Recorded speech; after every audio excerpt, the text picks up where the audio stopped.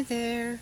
I hope you can hear me over this wind breeze. It gets a bit strong at times, but I'm going to do my best. Just a little bit about the Hiku Hikes. Norman, my husband, my late husband, agreed to try these walks with me that I dreamed of us doing out in the open, leading people with a paper and pen to let thoughts come to them and to also hear poems about the place that we were leading them in, which at the time was Hogsback, a little mountain village in the Eastern Cape of South Africa.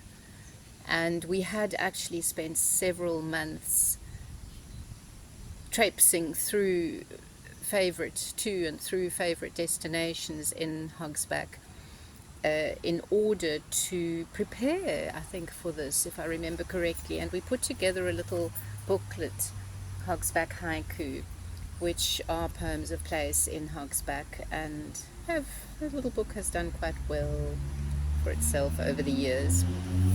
And we then we launched it in December 2013, and then we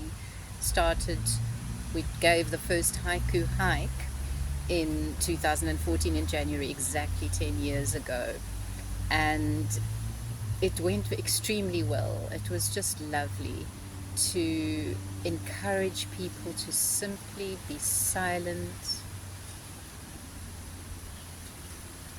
and tune in to this beautiful energy exchange, that happens between nature and ourselves.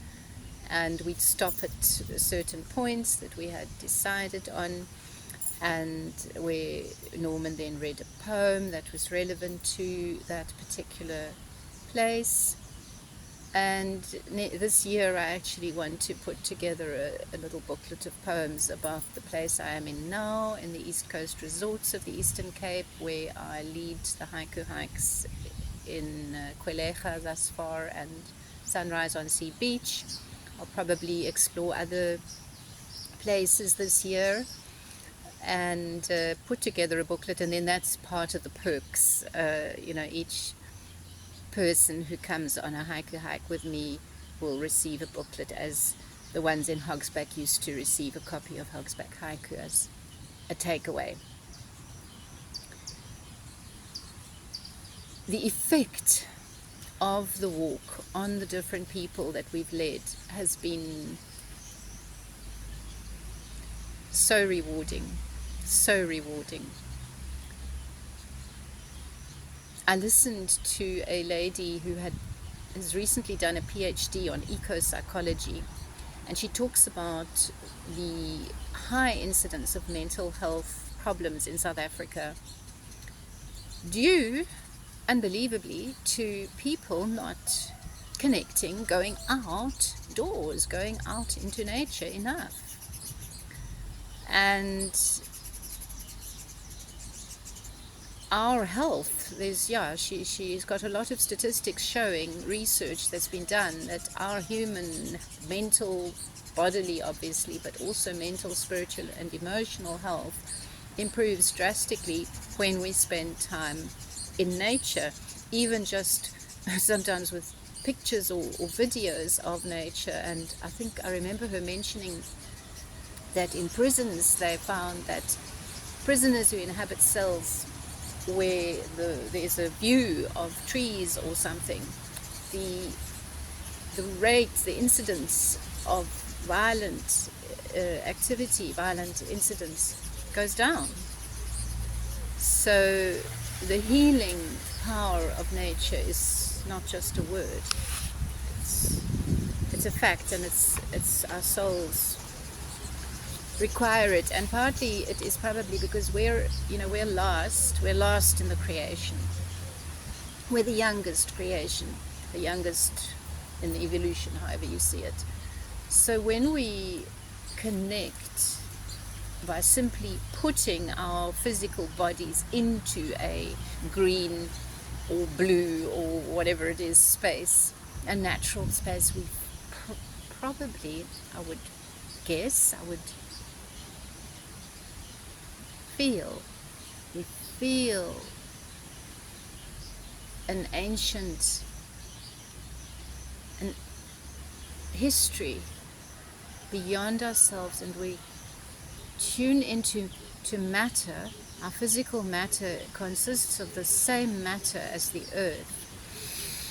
And then we sink into something subliminally that is so much older than thought, older than our feelings, older than us, much, much older. And this physical fact, which is where the music of what we call language comes from, this place, this chiming of matter, of physical particles. I'm starting to sound probably quite mystical, but people call it vibration, energy. When you are quiet in an untampered with place and you tune in, you can start forgetting your worries. You become aware of how small you are.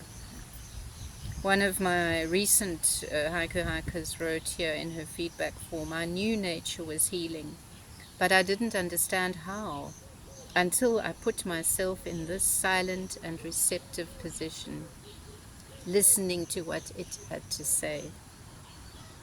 I was surprised how much it had to communicate to me. So beautiful. The Hiku Hike taught me how to hear nature and be guided by it.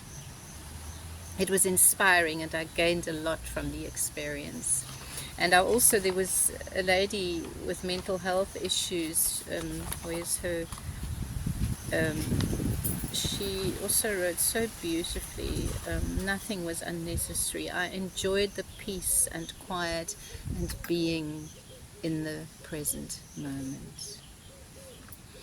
Just letting yourself be. Yes, that's the stallion on the farm here. I don't know if you can hear him snort and whinny.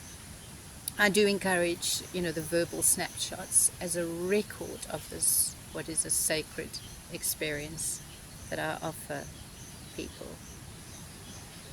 And I dream of leading them everywhere in the world where there are little bits of green and beauty, of nature, parks, gardens. I dream of taking you out and letting you hear your own, almost the music in your own umbilical cord to our earth.